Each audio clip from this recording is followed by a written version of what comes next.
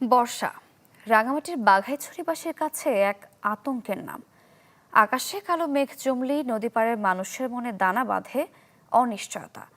কাঁচালং নদীর নাব্য সংকট আর স্থায়ী প্রতিরক্ষা বাঁধ না থাকায় বছরের পর বছর বন্যা আর জলাবদ্ধতার সঙ্গে যুদ্ধ করে টিকে আছে এই এলাকার হাজারো মানুষ। আকাশে কালো মেঘ দেখলেই বুক কেঁপে ওঠে রাঙামাটি বাঘাইছড়ি উপজেলার বারোবিন্দু এলাকার মানুষের।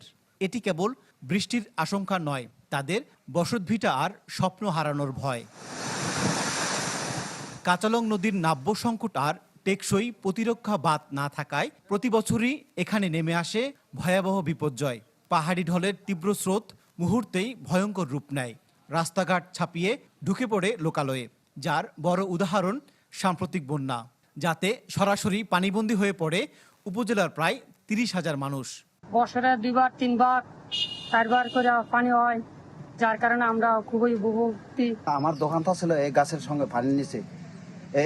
এরকম বন্যা, বড় বড় বন্যা এই যাবৎ চিন্তা হলো।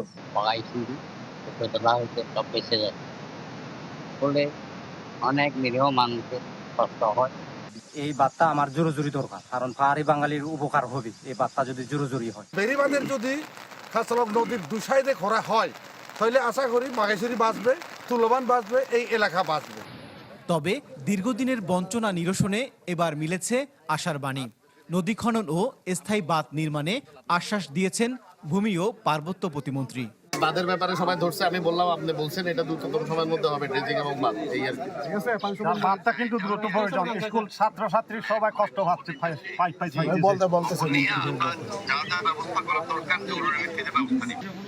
দেশের অন্যতম বড় উপজেলা বাঘাইছড়িতে প্রায় 2 লাখ মানুষের বসবাস। ভারী বর্ষণে সৃষ্ট বন্যায় প্রত্যক্ষ বা পরোক্ষভাবে ক্ষতিগ্রস্ত হন অন্তত 1.5 লাখ।